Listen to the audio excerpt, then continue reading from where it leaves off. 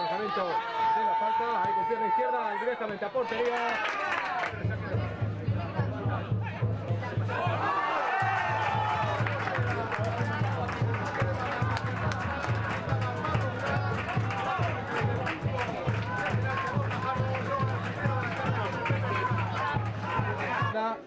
Llega ahí otra vez Cotía. Ahora ahí Llanera. Balón largo, balón al segundo palo, remata Cotía de cabeza.